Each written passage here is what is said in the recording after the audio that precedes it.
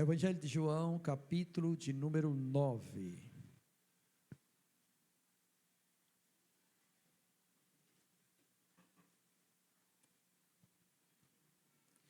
Nós vamos ler todo o capítulo.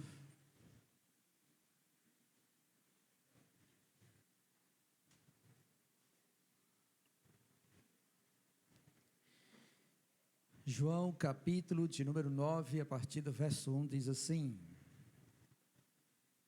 Caminhando Jesus, viu um homem cego de nascença, e seus discípulos perguntaram: Mestre, quem pecou, este ou os seus pais, para que nascesse cego? Respondeu Jesus: Nem ele pecou, nem seus pais, mas foi para que se manifestem nele as obras de Deus. É necessário que façamos as obras daquele que me enviou enquanto é dia.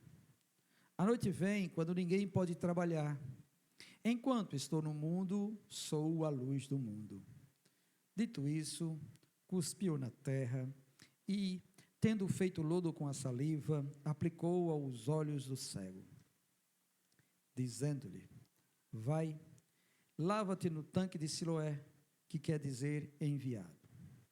Ele foi, lavou-se e voltou vendo.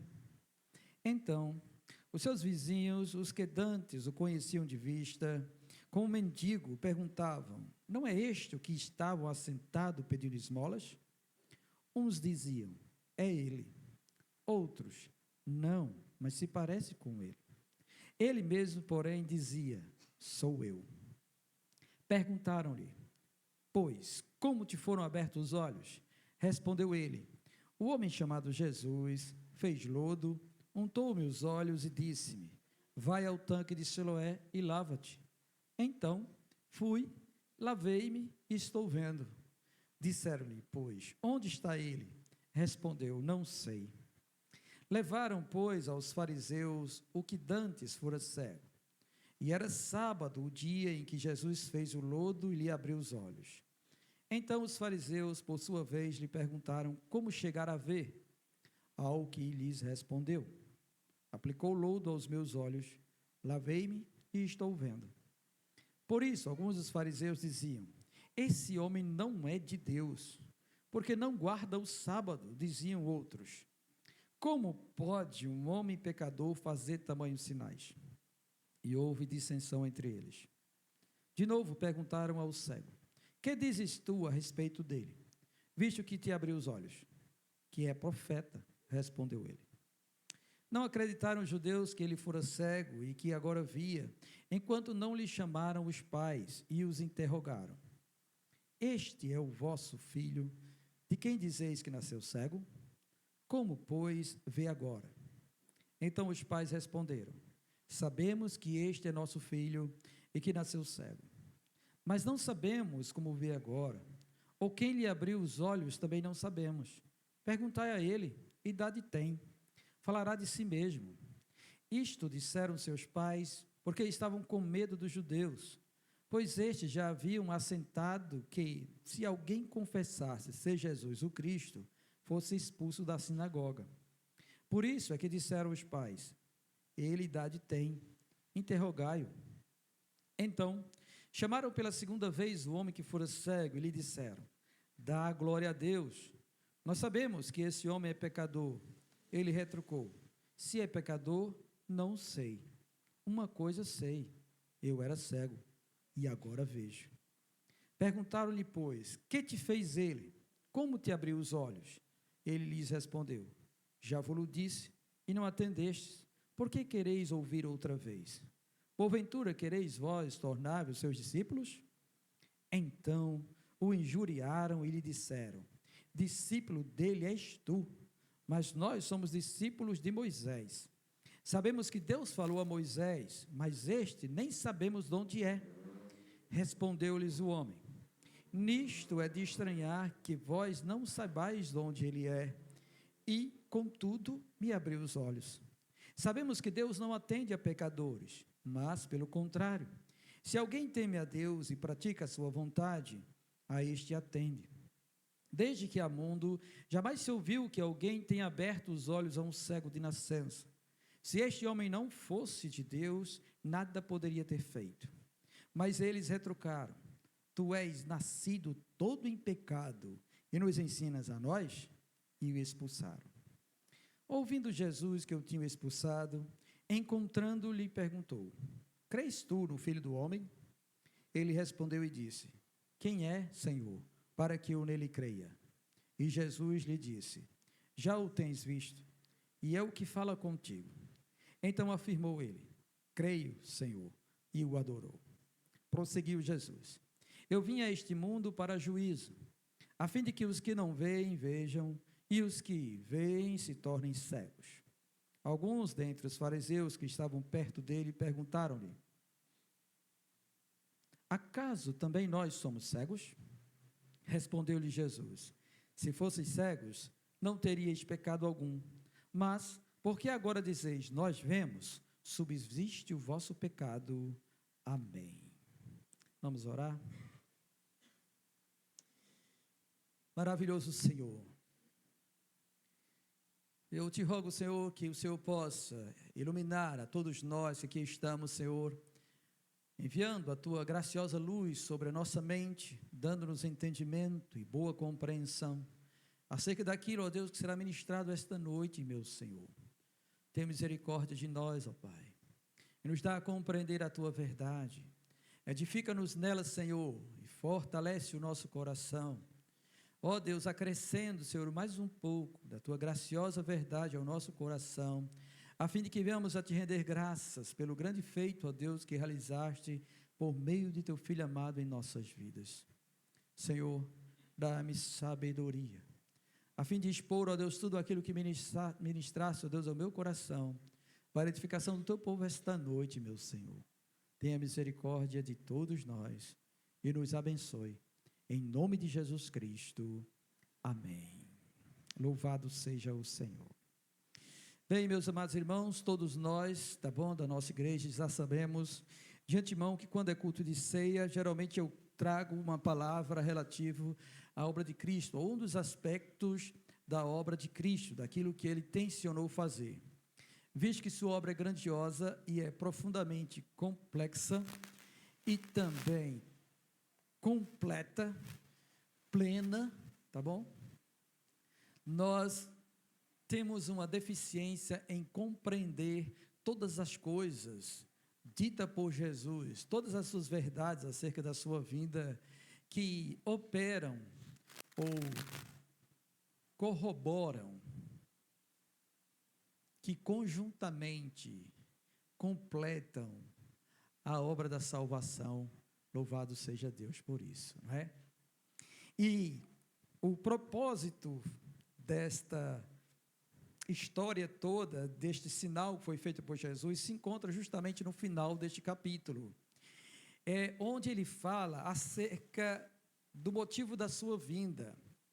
Ele diz assim, no verso número 39, prosseguiu Jesus: eu vim a este mundo para juízo, a fim de que os que não veem, vejam, e os que veem se tornem cegos.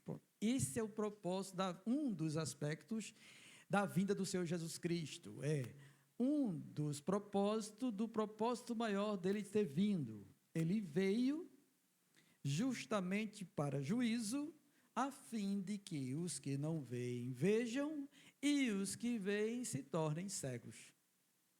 E é sobre isso, então, que a gente vai refletir, tá bom, esta noite. E, obviamente, para entendermos isso, nós precisamos dar uma volta no contexto. E o contexto desta passagem toda, ela começa no capítulo 8 e termina no capítulo 10, tá? No capítulo 8, Jesus se apresenta como sendo a luz do mundo. E aí ele traça um diálogo ferrenho com os judeus, no capítulo 8, a ponto de ele atestar categoricamente que aqueles homens não são filhos de Deus, porque não creem nele, e sim são filhos do diabo. Ele traça um diálogo muito duro e severo com os judeus, porque não criam que ele era o Filho de Deus, tá? E em virtude disso, então, no finalzinho do capítulo 8, se você pode ver aí, tá bom? no verso número 58, Jesus fala claramente algo sobre sua divindade. Ele diz assim: em verdade vos digo, antes que Abraão existisse, eu sou. E obviamente na sua Bíblia esse eu sou, ele está bem grande, tá bom? Está bem maiúsculo, que é Jesus atestando sobre a sua preexistência, ou a sua divindade. E aí então os judeus, eles simplesmente se iraram com Jesus, e o verso seguinte diz que eles pegaram pedras para atirar nele, para apedrejá-lo. E aí ele sai do templo. E aí quando ele sai do templo, é onde ele vai caminhando, tá bom?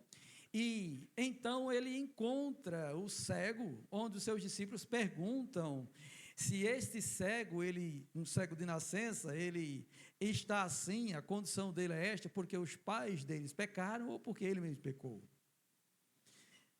E aí, então, nós acompanhamos Jesus falar algo grandioso acerca disto. Obviamente, os discípulos perguntaram isso por duas vertentes. Uma é o que é dito em Êxodo, capítulo de número 20, onde tem um mandamento de Deus dizendo que ele visita a iniquidade dos pais nos filhos até a 3ª e 4ª geração. E aí então, porque os pais pecaram, pode ser que os filhos possam receber alguma consequência de juízo da parte de Deus. Está lá, tá bom? Então, isso pode realmente acontecer. E, obviamente, pode acontecer também, devido à consequência de um pecado, nós recebemos um juízo, ou sermos condenados por Deus em alguma coisa. Isso também está na Escritura, em João capítulo 5, quando Jesus cura o paralítico e diz que ele não peque para que não suceda a ele coisa pior. Então, o pecado pode trazer certas consequências, mas nem sempre essas consequências diz respeito a um pecado propriamente dito ou cometido por alguém. Pode ser também que isso seja, tá bom, algo que está sujeito a todos nós por conta da queda.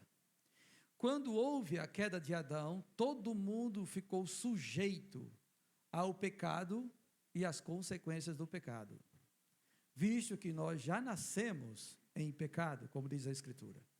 Então, por isso, pode, tá bom, acontecer de alguém nascer cego, ou alguém nascer sem braço e sem perna. Pode acontecer de outra anomalia também suceder, tá bom, devido ao pecado original, aquilo em que toda a humanidade está sujeita. Mas isso não quer dizer que se foi um ato de um feto ou de alguém que está no ventre da mãe que fez com que ele viesse a sofrer tal consequência. Não. Isso diz respeito à própria sujeição que Adão, devido à sua desobediência, trouxe sobre toda a raça humana. Visto que, antes da queda, o mal não existia. Só depois da queda, ele passou a todos os homens. Bem, aí Jesus simplesmente tira a ideia de que os pais dele tenham cometido pecado e por isso ele nasceu cego, e também daquele homem ou daquele cego ter nascido assim por conta de que ele tivesse pecado no ventre, ou quem sabe uma ideia de que a alma dele existia, já pecou antes e veio a fazer isso. Não. Jesus simplesmente diz, tá, que ele nasceu assim para que fosse manifestado nele as obras de Deus. E aí nós sabemos o que aconteceu. Jesus imediatamente fala sobre sua missão, enquanto está no mundo, é a luz do mundo, e isso aí liga o capítulo 9 ao capítulo 8. Nós vemos também a grande misericórdia do Senhor em promover esses sinais para abrir os olhos do próprio povo de Israel para quem Jesus veio. Isso é uma misericórdia de Deus, tá? Para que eles pudessem crer no Filho, Jesus opera os sinais a fim de que eles possam crer e assim serem salvos. No entanto, não é isso que acontece. Aí então, Jesus vai e toma a iniciativa. Você observa que não foi o cego que procurou Jesus, como o cego Bartimeu. Ele estava lá pedindo esmola. Jesus vê, os discípulos comentam. Jesus então vai e se dispõe até ele. Faz lodo com a saliva, aplica nos olhos do cego e diz: vai até o tanque de Siloé, que fica no outro extremo da cidade de Jerusalém. Lava-te.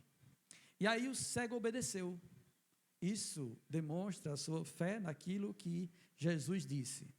Como ele nasceu cego e há muito tempo está ali, à porta do templo, pedindo esmolas para sobreviver, obviamente ele tinha a esperança de que viesse a recuperar sua visão. E aí ele foi. O texto bíblico diz que ele foi, lavou-se, e quando ele se lavou, voltou vendo. Louvado seja Deus por isso. Aí vem alguns diálogos acerca disso. Primeiro com os seus vizinhos, depois com os fariseus, depois os fariseus com os pais dele, depois volta-se para ele, até então encerrar a trajetória do capítulo 9.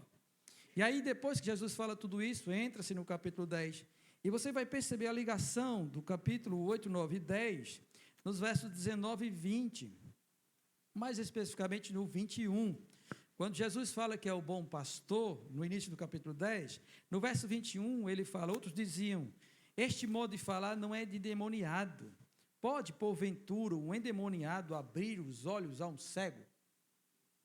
Então a gente vê, tá bom, que o capítulo 8, 9 e 10 é um conjunto. E o Senhor Jesus está tentando revelar-se como a luz do mundo para os judeus, no entanto, eles estão endurecidos de coração e não conseguem ver a Cristo.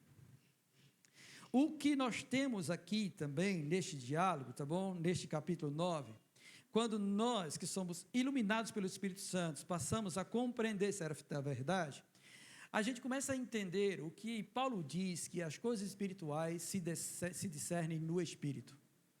Só quem nasceu de novo realmente começa a ler o capítulo e a ter uma ideia da espiritualidade que há por trás dele. E é magnífico ver Jesus atuando no mundo natural, revelando verdades espirituais ao nosso coração. Todo o capítulo 9 tem a ver com visão e cegueira espiritual. Embora que ele tenha operado sobre um cego de nascença, naturalmente falando, tá bom? Isso também aponta para nós que nascemos cegos espiritualmente, mesmo vendo, tá? Mesmo vendo, nós nascemos cegos espiritualmente. E só depois de um encontro pessoal com o Senhor Jesus Cristo, é que nós realmente recebemos a visão espiritual para crer e realmente seguir o Senhor. É o que a gente percebe nisso, tá bom? Mas, quando a gente observa estas coisas, e quando Jesus faz esse sinal, que os vizinhos e outros que conheciam o cego lhe veem, ainda tem certo receio se é ele ou não, mas ele mesmo passa a dar testemunho disso. E uma das coisas que a gente vê é quando Jesus alcança um indivíduo, uma pessoa, essa pessoa ela tem convicção do milagre que Jesus fez na sua vida. E ela mesmo passa a dar testemunho de Jesus Cristo por onde quer que ela vá. Ela mesma se dispõe, ela se desprende, solta suas amarras, e ele tem deleite, ele tem alegria de testemunhar que Jesus Cristo é o Senhor, que foi ele que fez esse milagre. Ele não esconde de ninguém, ele conta a todo mundo. E aí o que foi que fizeram? Estes pegaram e levaram estes homens até os fariseus, e os fariseus então vão interrogar o cego. E o texto é bem claro dizendo que o cego foi curado em dia de sábado. Aí os fariseus perguntaram a ele, tá bom, como foi que isso sucedeu? E ele explicou a eles, olha, ele disse, ele pôs lodo nos meus olhos, fui lavar e estou vendo. Aí os fariseus ficaram a refletir sobre isto. Este homem não é de Deus, porque não guarda o sábado. E outros diziam, como pode um pecador fazer tamanho sinal? Tamanho milagre. E aí houve dissensão entre eles, ficaram divididos. Aí perguntaram de novo ao cego, o que você diz acerca desse homem que fez esse milagre sobre você? E aí o cego diz, ele é profeta. O cego começa a ter uma visão espiritual bem aguçada e profunda. E é isso que acontece com todos nós, quando nós conhecemos a Cristo. Antes, a gente não compreendia estas coisas, nem as verdades de Deus. Mas depois que a gente conhece Jesus, nós passamos a ter entendimento disto, e a crer nisto, e a atestar isso, e a não ter dúvida disso, e até falar para os outros acerca disto. E ele não teve medo, irmãos, apesar de que já havia uma norma, um decreto dado pelos fariseus, de que todo aquele que dissesse que Jesus era alguma coisa, fosse expulso da sinagoga. Não é? E aí então, eles não acreditaram nele e chamaram os pais. Aí os pais foram convocados, os pais do cego chegam até lá, e eles perguntam se realmente é filho dele, se nasceu cego. Os pais testemunham, realmente, este é o nosso filho, e sabemos que ele nasceu cego. Como ele vê agora, nós não sabemos. Mas ele tem idade, já é de maior idade. Perguntem a ele.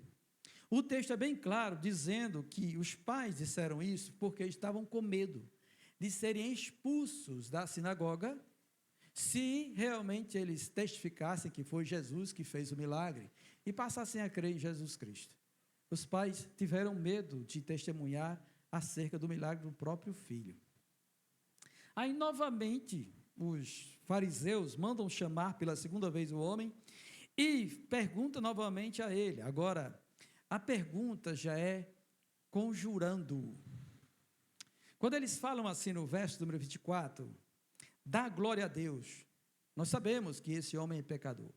Essa expressão, dá glória a Deus, ela é semelhante à que Josué usou para Acã, para confessar o seu pecado de ter pego a capa e escondido certa riqueza em sua tenda, quando era proibido por Deus no ataque a Jericó. Então, era conjurando ele a falar a verdade, sob pena de ser condenado. Mas o que é que o cego diz? O cego não se intimida. Ele diz, olha, se ele é pecador, eu não sei. O que eu sei é que eu era cego, e este homem me fez ver. Você percebe a grandiosidade disso? Alguém que tem o testemunho de Cristo em sua própria vida, ele não nega Cristo, nem que esteja sob a ameaça de fogo cruzado, porque ele sabe em quem tem crido. E este homem disse isso, no meio de todos os homens catedráticos espirituais da nação de Israel, ele atesta, o que eu sei é o que ele fez em mim, que eu era cego, mas agora eu vejo. Louvado seja Deus por isso, não é? Veja, irmãos, como ele é forte, e a gente precisa aprender também a defender a nossa fé nos dias de hoje. Aí, novamente, perguntaram, o que fez ele? Por que ele trabalhou os olhos? Geralmente, quando se faz isso, em interrogatórios, tá?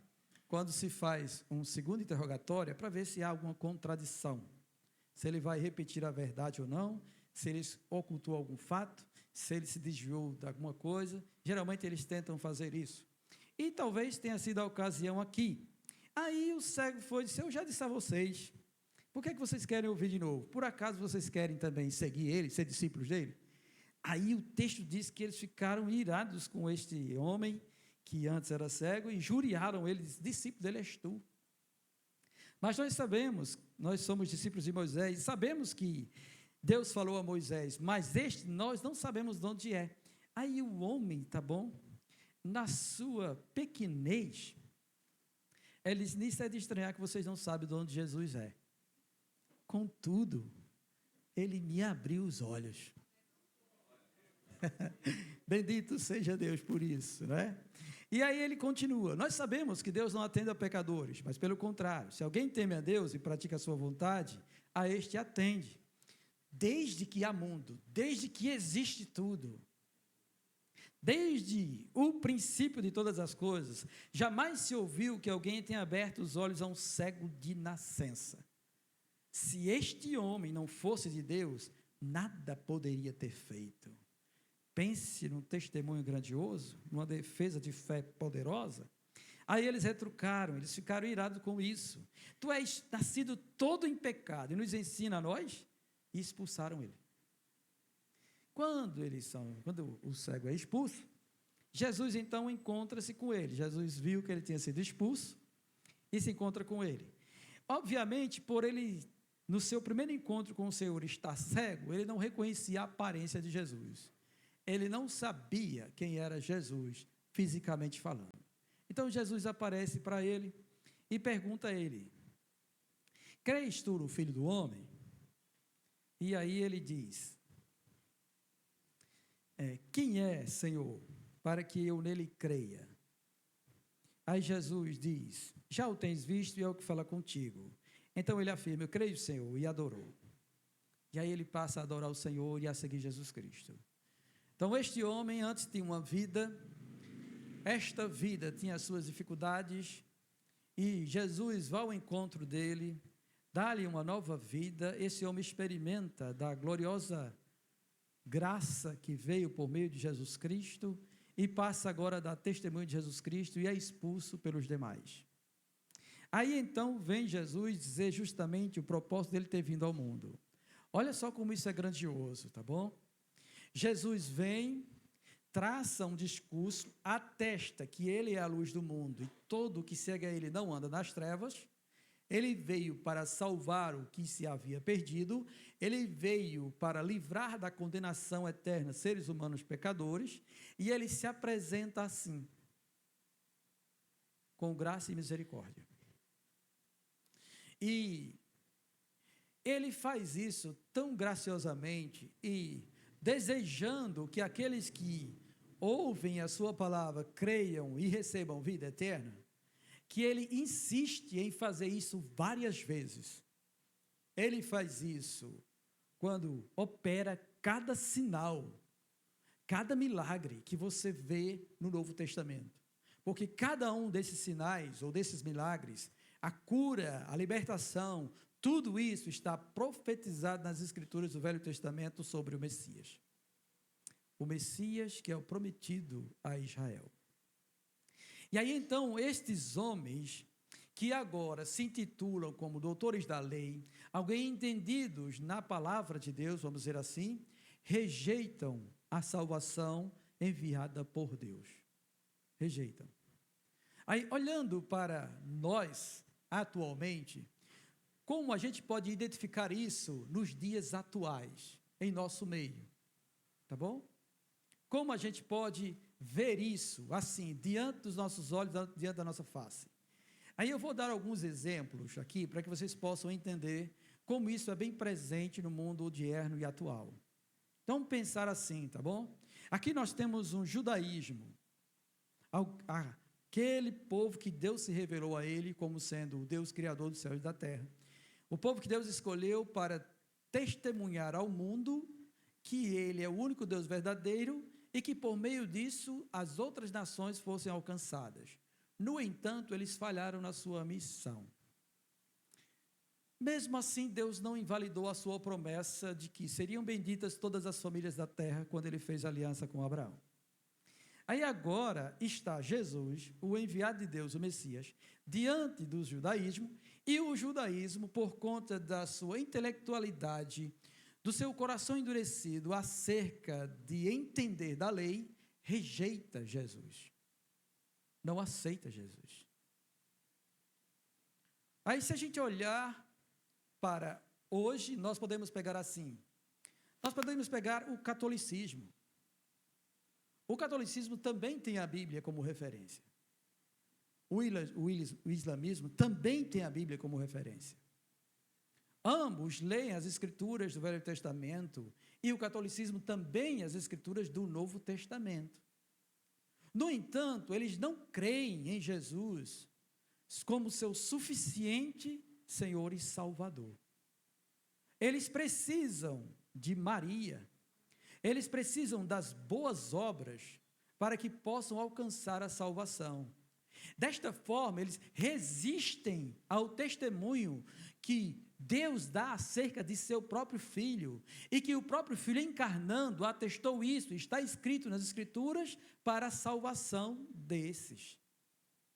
E você já percebeu como acontece a mesma coisa que acontece aqui, quando você vai evangelizar um católico, quando você vai falar acerca de Jesus para ele, o quanto ele resiste? Você já percebeu que ele cria uma barreira para não crer que é Jesus, realmente é o único, suficiente Senhor e Salvador? É a mesma coisa. Eles rejeitam Cristo como o único e suficiente Salvador. Eles precisam das boas obras e eles precisam de Maria. E colocam isso abertamente diante de todos. Mas o que acontece quando eles fazem isso é que eles se tornam mais cegos do que antes. Quanto mais se resiste a essa verdade de que Jesus Cristo é o Senhor, o Filho de Deus, que deu a sua vida para salvar os pecadores, mais as pessoas se tornam cegas e endurecidas. E Jesus veio justamente para que isso aconteça. Lamentavelmente acontece. Agora, se a gente pensar no islamismo, também.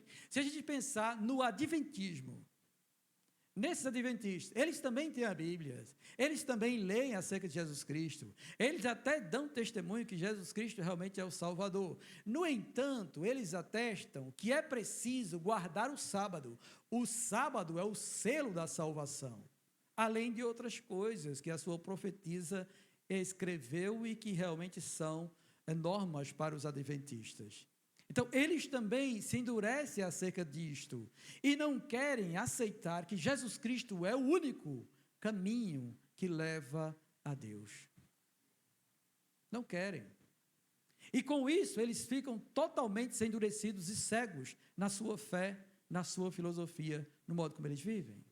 Daí, se você olha para o Espiritismo também pega a Bíblia e algumas partes, principalmente naquilo que é favorável à prática da filosofia e da crença deles, das boas obras, e usa também o Evangelho segundo o Espiritismo, e coisa e tal. Mas eles não querem aceitar que Jesus Cristo é o Filho de Deus, é a luz do mundo, é o caminho, a verdade e a vida, e sem Ele ninguém vai ao Pai. Eles não querem aceitar acerca disto. E também se tornam cegos acerca disto. Vocês veem como isso é atual? Veem como isso é sério e está presente no mundo de hoje? Bem, mas a gente está falando disso também, mas eu quero falar de outra realidade também acerca desta verdade em nosso meio, que são as igrejas pseudo-cristãs. As igrejas pseudo-cristãs são até compostas de crentes que creem no Senhor Jesus Cristo. No entanto, a teologia principal e a base, o fundamento delas é a prosperidade, ou a teologia do bem-estar, ou a teologia do coaching. São igrejas que estão crescendo porque estão anulando Cristo e apenas pegando Ele como um trampolim para conduzir essas pessoas a estarem apenas de olho nas coisas terrenas, nos bens materiais. E aí, a teologia deles é que você tem que semear para colher muito. Você tem que dar 1.000 para receber de Deus 10.000. Ou algo parecido. Ou você tem que estar sendo o centro, quando Cristo deveria ser o centro. Então, você pode tudo. Você é a perfeição. Você é o centro do coração de Deus. É isso que está diante de nós.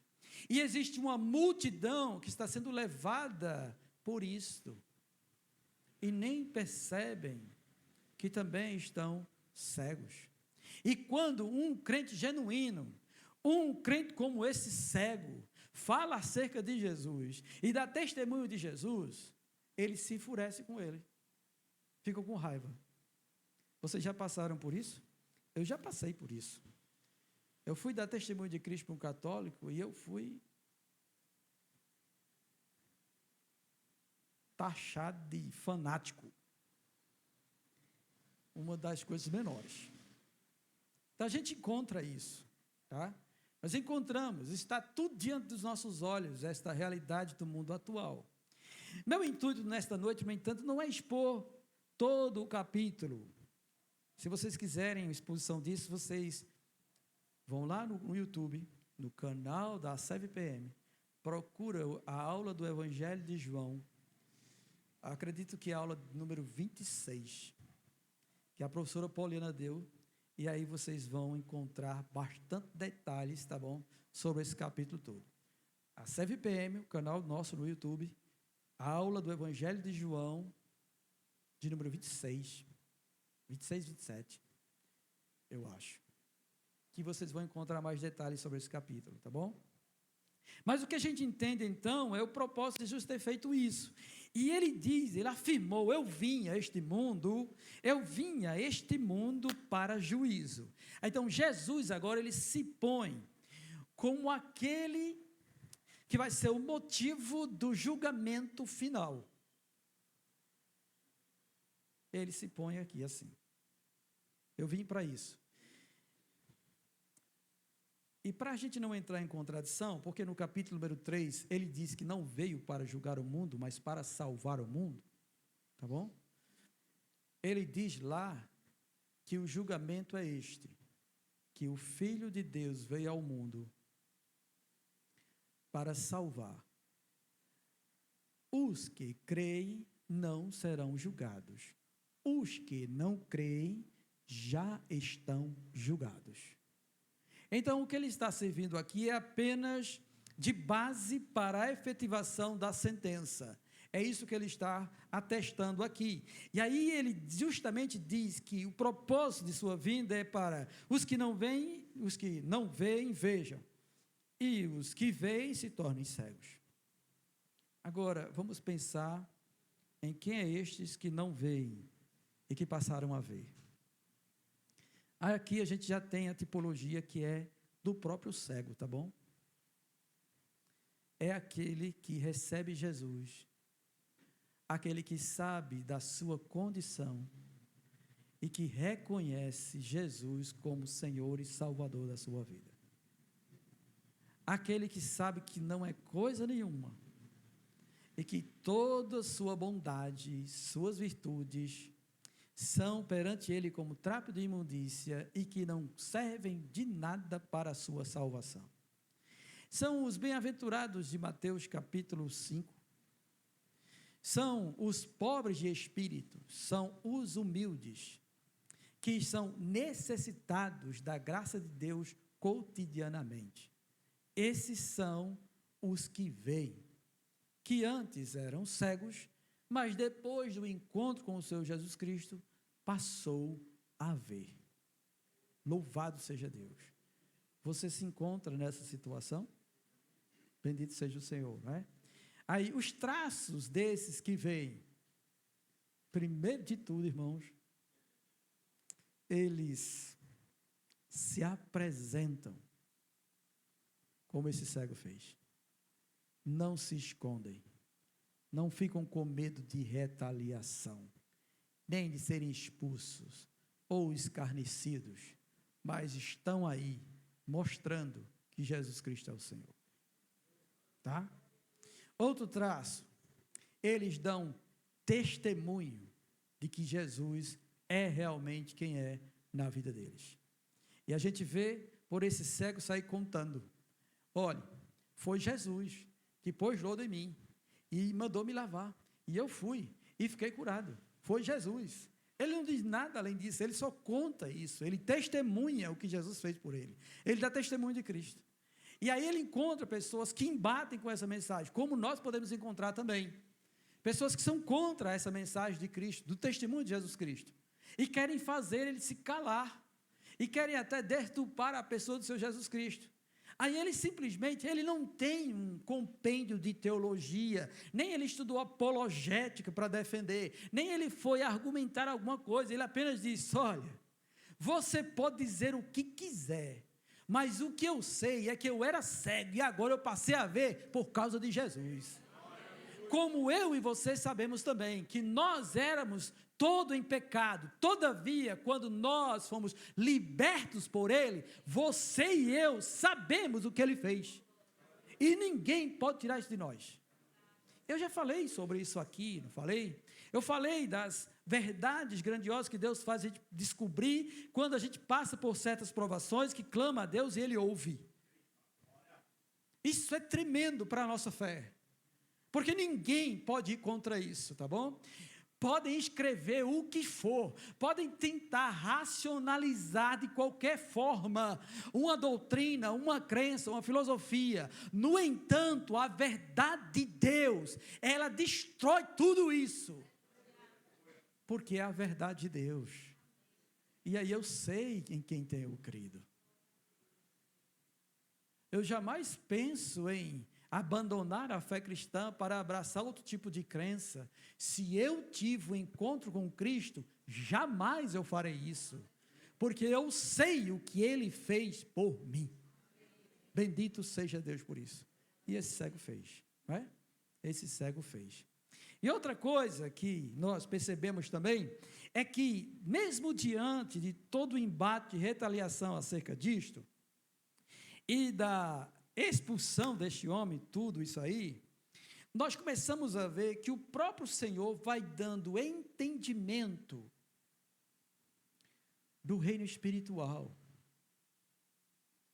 E aí a gente vê que Deus também quer que a gente pense e reflita acerca das verdades espirituais, para que a gente seja firmado nelas, não é? Quando ele foi questionado acerca do que ele diz a respeito de Cristo, o que ele pensa a respeito daquele que abriu os olhos dele, ele disse: esse é profeta, só pode ser profeta. E como ele chegou a essa conclusão? Depois ele diz: olha, eu percebi que desde que o mundo foi criado, nenhuma medicina deu vista a um cego de nascença. Mas esse fez isso. Aleluia, glória a Deus. Então veja como Deus dá entendimento espiritual também aos que veem. Eles começam a ter discernimento das coisas, e isso você e eu também, nós já experimentamos no nosso dia a dia. Quando a gente está em meio a uma situação que a gente precisa tomar uma decisão e a gente não sabe o que fazer, a gente vai orar a Deus, aí o Espírito Santo vai falando na nossa mente: ó, se tu for por isso aqui, tu vai cair desse jeito, se for assim, não faz isso não, faz desse jeito. Ele vai iluminando a gente, vai dando entendimento espiritual a nós, e a gente vai conhecendo e discernindo sobre o que é certo e o que é errado, o que é de Deus e o que não é de Deus, porque o Espírito Santo que habita em nós nos ensina toda a verdade. Ele foi deixado a nós por isso. E aí nós não somos convencidos por essas pessoas que não creem no Senhor e querem ser conduzidos por um falso mestre ou um falso profeta, como nós temos muito nos dias atuais. É absurdo o número de pessoas que seguem esses coachings que estão na internet constantemente. E me admira também você, crente deste lugar, presta atenção, que isso é para você, tá bom? Você pegar alguma coisa dessas pessoas, de David Leonardo, de Tiago Brunet, de Pablo Marçal, e sair replicando para os outros. São falsos mestres. Tá bom? São falsos mestres. Tenha discernimento. Vá buscar conhecer a verdade de Deus nas Escrituras, e Deus lhe dará entendimento em tudo e em todas as coisas. Fique de olho nisso, preste atenção nestas coisas, tá bom? E aí nós percebemos que aqueles que veem têm esses traços. Eles têm isso, eles são iluminados pelo Senhor, para compreender. E aí eles, rapaz, tem uma coisa estranha nisso aqui. E você começa a perceber, tá bom, estas coisas, porque o próprio Espírito Santo dá entendimento a você. E você passa, então, a até repreender esses ensinamentos falsos, essas falsas doutrinas que vêm, tá bom, diante dos nossos olhos cotidianamente. E aí ele nem se preocupa com isso, não. Ele diz que é falso e pronto. E eu já disse a vocês, tá bom, que eu não creio. Olha, eu não creio na doutrina que ensina a falar língua estranha. Eu não creio nisso. Isso é dom do Espírito, é uma dádiva de Deus. Ninguém ensina o outro a falar língua estranha. Então, se alguém está ensinando por aí, está errado. Tá bom? Eu não creio que a gente deve encostar Deus na parede e exigir de Deus alguma coisa, porque Deus é soberano e a gente é servo de Deus. A gente pode clamar com humildade e, segundo a vontade de Deus, Ele pode nos atender a operar um milagre em nós. Mas decretar Deus fazer algumas coisas, isso é contrário à Sagrada Escritura.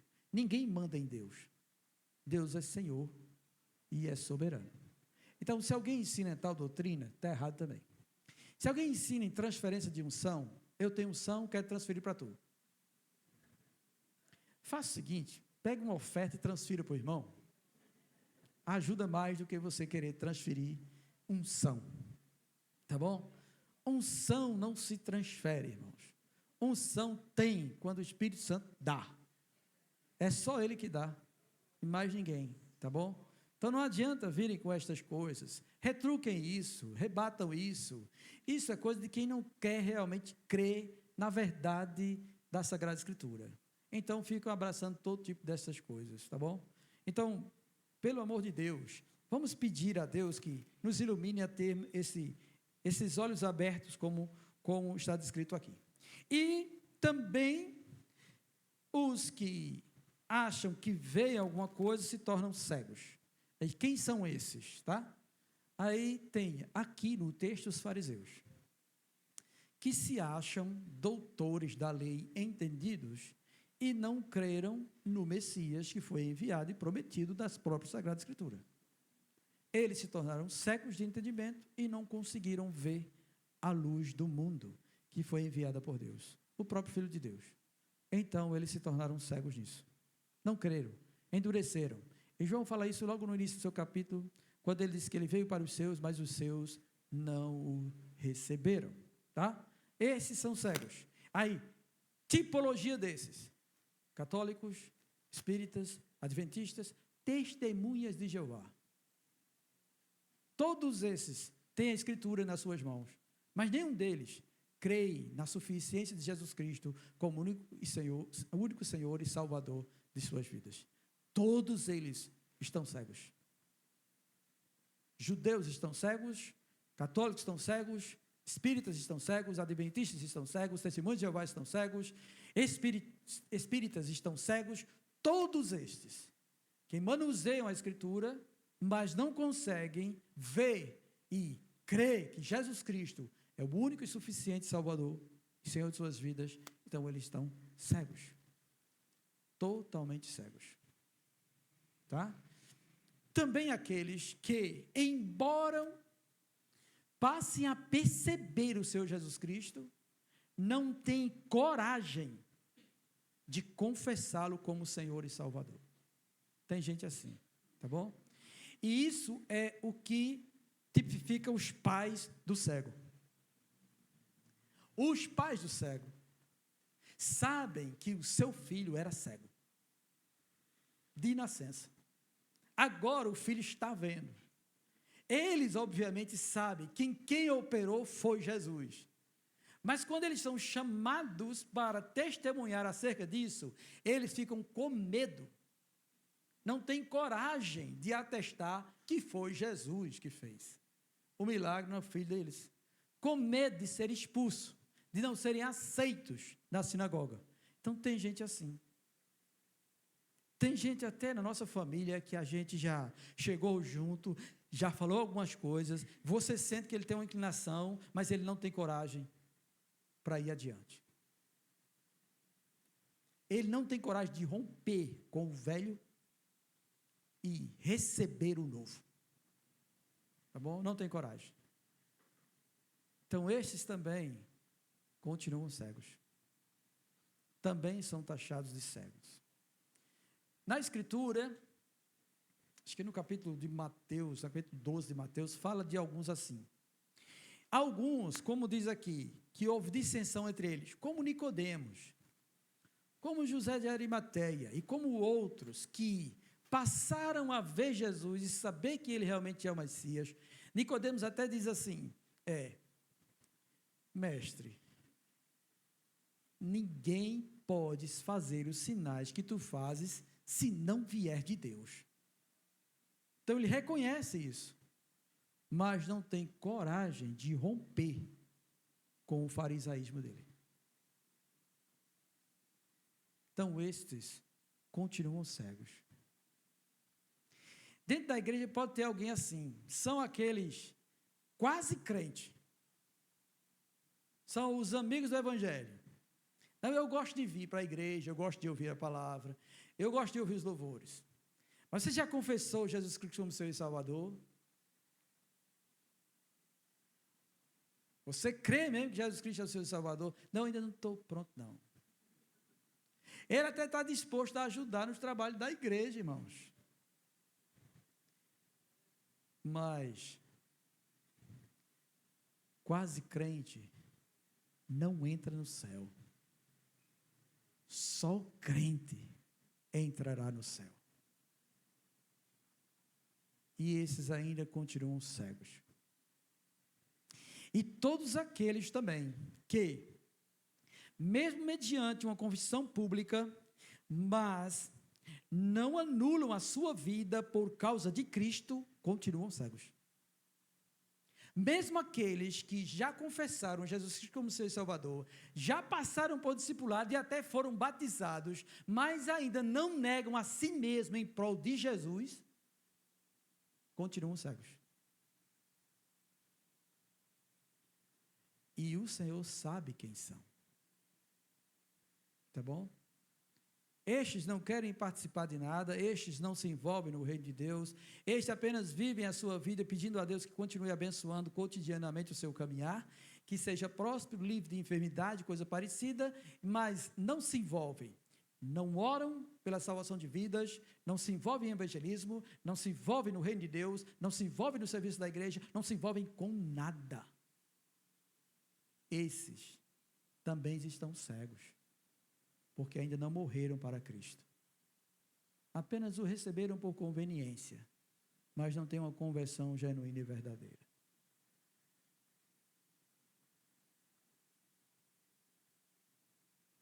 Mas para aqueles que sabem quem é Jesus, você sabe o custo do discipulado. É a sua própria vida. Ele não aceita outra coisa. Você tem que renunciar tudo quanto tem para ser discípulo de Jesus. Pai, mãe, irmão, irmã, esposa, esposo, filho, até o seu próprio eu tem que ser renunciado em favor de Cristo. E ele é claro nisso. E quem não fizer isso, não pode ser meu discípulo. Não pode ser meu discípulo. Pode ser que alguém aí em nosso meio possa pensar, não, mas eu não penso assim ou coisa e tal. Tudo bem. Continue do mesmo jeito, porque Jesus, ele justamente veio para isso. Ou você crê e segue, e você tem os seus olhos abertos, ou você continua do mesmo jeito e cego sem ver ele. No fim das contas, os que não veem serão lançados no fogo eterno. É isso que você quer para a sua vida?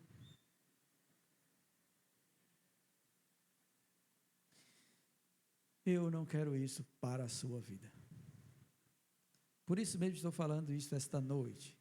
E desejo que você possa, neste momento, falar ao seu próprio coração: eu não quero ser mais cego.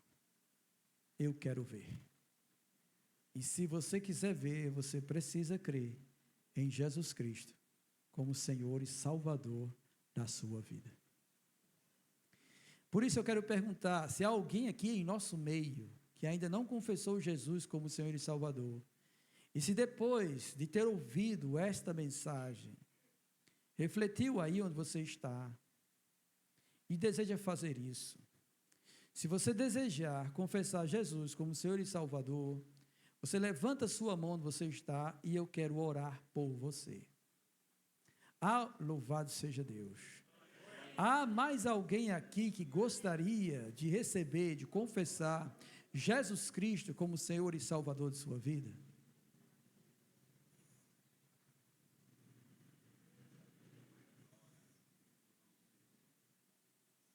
Há mais alguém que quer ter os seus olhos abertos para contemplar o Senhor? Se você quiser, tá bom, levante sua mão e eu quero orar por você. Há mais alguém aqui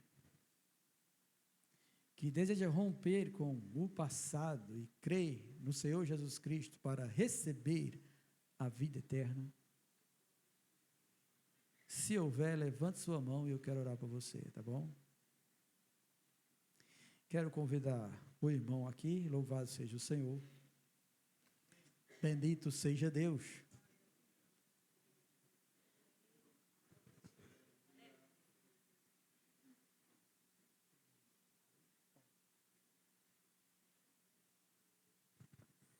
Este é Paulo, irmãos. Vai ser um apóstolo de Jesus. Eita, glória a Deus. Louvado seja o nome do Senhor. Bendito seja Deus, que nesta noite aprove a Ele testificar ao coração deste homem que Jesus Cristo é Senhor e Salvador. Amém? Então vamos orar. Louvado seja o nome do Senhor. Paulo, eu quero que você ore comigo, tá bom? Eu vou dizer as palavras, você vai repetir aí. Amém? Senhor Deus, nesta noite, eu recebo Jesus Cristo como Senhor e Salvador da minha vida. Perdoe todos os meus pecados e me conduza na vereda da tua justiça, por amor ao teu nome, em nome de Jesus Cristo. Amém. Agora eu vou orar por você, tá bom? Espera aí. Maravilhoso Deus, em nome de Jesus Cristo, ó Deus, e como ministro teu, eu abençoo a vida de Paulo. Peço, ó Deus, que teu Espírito, Senhor, possa continuar iluminando a sua mente, o seu coração, dando-lhe, ó Deus, entendimento em toda a tua verdade, que o Senhor, ó Deus, o fortaleça, para que ele persevere firme, apesar de todo levante contrário, Senhor, o Senhor sustente ele, guarde ele, livre ele de toda retaliação do maligno, Senhor, e abençoe, ó Deus, a vida dele, usando ele como instrumento para testemunhar que Jesus Cristo é o Senhor e Salvador de sua vida. Abençoa, Deus, a vida de Paulo, em nome do Senhor Jesus Cristo. Amém. Louvado seja Deus, Paulo. Seja bem-vindo, tá bom? Deus abençoe. Um presente para você. Louvado seja Deus, meus irmãos. Agora vamos orar por nós. Amém?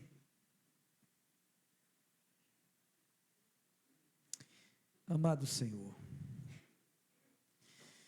graças te dou, ó Deus bendito, porque o Senhor, Deus, tem trazido, Senhor, a tua verdade a este lugar cotidianamente.